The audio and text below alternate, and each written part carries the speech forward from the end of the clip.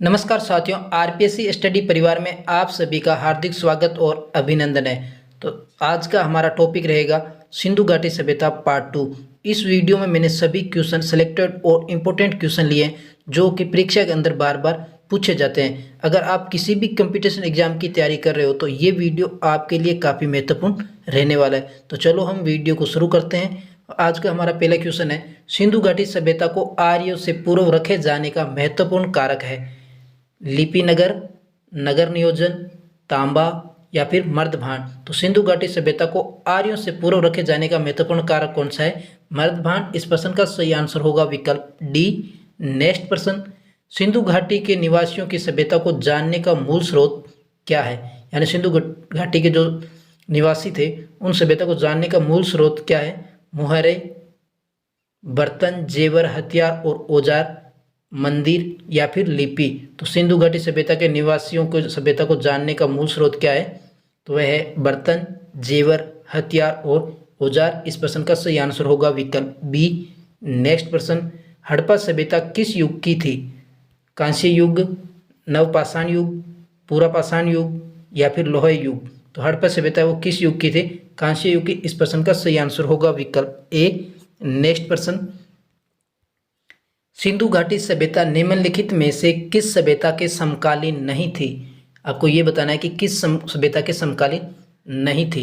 मिस्र की सभ्यता, मेसोपोटामिया की सभ्यता, चीन की सभ्यता या फिर ग्रीक की सभ्यता। तो सिंधु घाटी सभ्यता है वो किस सभ्यता के समकालीन नहीं थी?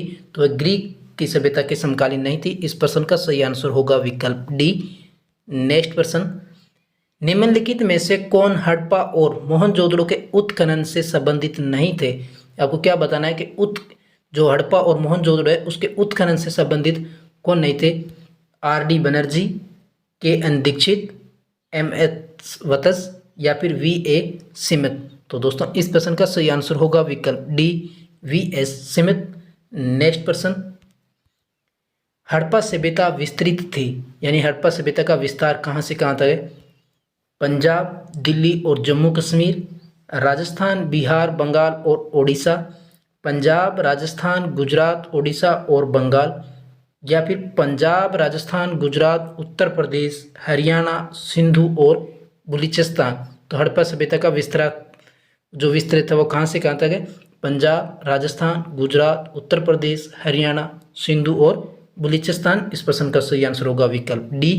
नेक्स्ट प्रश्न, मोहनजोदड़ो का अर्थ है मृतकों का टीला, महान नगर, काले रंग की चूड़ियाँ या फिर उपरोक्त में से कोई नहीं। तो मोहनजोदड़ो का अर्थ क्या है? मृतकों का टीला। इस प्रश्न का सही आंसर होगा विकल्प ए। नेक्स्ट प्रश्न, मोहनजोदड़ो का सबसे बड़ा भवन कौन सा है?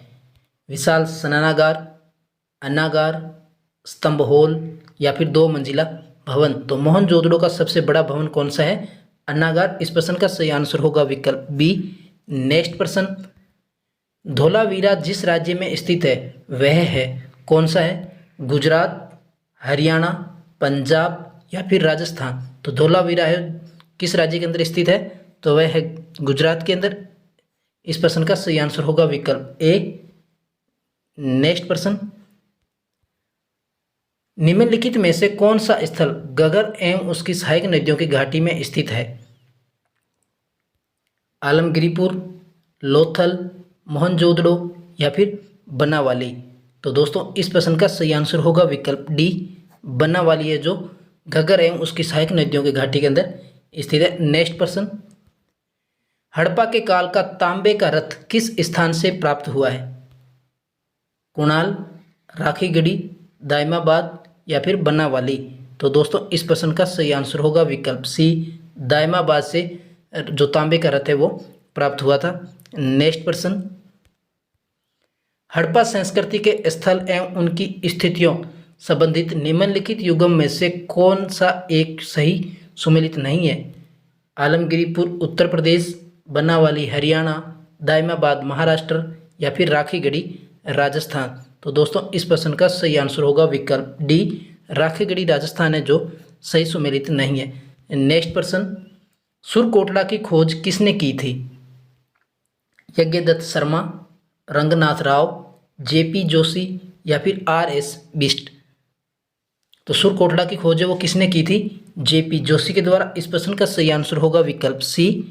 नेक्स्ट प्रश्न, सिंधु घाटी सभ्यता गैर आर्य थी क्योंकि वह नगरीय सभ्यता थी, उसकी अपनी लिपि थी, उसकी खेती और अर्थव्यवस्था थी, या फिर उसका विस्तार नर्मदा घाटी तक था। तो सिंधु घाटी सभ्यता एक गैर आर्य थी। वो क्यों थी? क्योंकि वह एक नगरीय सभ्यता थी। इस प्रश्न का सही आंसर होगा विकल्प ए। नेक्स्ट प्रश्न, सिंधु घाटी सभ्यता के शहरों की गलियां कैसी थी? चौड़ी एवं सीधी, तंग और मेली, फिसलने वाली, या फिर तंग और टेढ़ी। तो सिंधु घाटी सभ्यता के शहरों की गलियां हैं वो कैसी थी? तो वो थी चौड़ी एवं सीधी। इस प्रश्न का सही आंसर होगा विकल्प ए। नेक्स्ट प्रश्न, सिंधु घाटी सभ्यता की सबसे महत्वपूर्ण विशेषता क्या है? यानी सिंधु घाटी सभ्यता की महत्वपूर्ण विशेषता क्या है? पक्की ईंटों से बनी इमारतें, प्रथम असली मेहराब, पूजा स्थल, या फिर कला और वास्तुकला। तो दोस्तों इस प्रश्न का सही आंसर होगा विकल्प ए। पक्की ईंटों से बनी इमारतें सिंधु घाटी सभ्यता की महत्वपूर्ण विशेषता थी। तो नेक्स्ट प्रश्न, निम्नलिखित में से कौन एक सुमेलित नहीं है? श्रमिक निवास हड़प्पा, अन्नागार मोहनजोदड़ो, सभा भवन कालीबंगा, तांबे की कुल्हाड़ी रोपड़। तो इनमें से कौन सा युगम सही सुमेलित नहीं है? तो है विकल्प सी, सभा भवन कालीबंगा।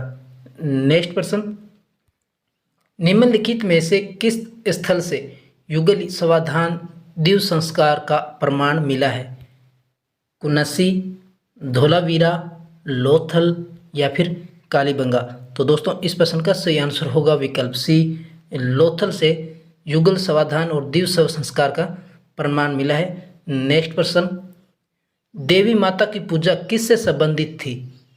आर्य सभ्यता से, भूमध्य सागरीय सभ्यता से, सिंधु घाटी सभ्यता से, या फिर उत्तर वैदिक सभ्यता से। तो देवी माता की पूजा वो किससे संबंधित थी? सिंधु घाटी की सभ्यता से। इस प्रश्न का सही आंसर होगा विकल्प सी। नेक्स्ट प्रश्न, सर्वाधिक संख्या में मनके का निर्माण किससे हुआ है? यानी मनके का जो निर्माण होता था वो सर्वाधिक किससे हुआ था? पकी हुई मिट्टी से, लेपिज से, जस्पर से, या फिर सैलखड़ी से। पकी हुई मिट्टी को क्या कहते हैं? टेराकोटा। तो इस प्रश्न का सही आंसर होगा विकल्प ए। पक्की हुई मिट्टी से सर्वाधिक संख्या में मनके का निर्माण हुआ था। तो दोस्तों आज की प्रश्न उत्तरी कैसी लगी कमेंट बॉक्स में कमेंट करके जरूर बताना। अगर आपको ये प्रश्न उत्तरी पसंद आई है तो दोस्तों इसको लाइक, शेयर और चैनल को सब्सक्राइब करके बेल आइकन को जरूर प्रेस कर लें ताकि आने वाली वीडियो का नोटिफिकेशन आपको मिलता रहे। जय हिंद, जय भारत।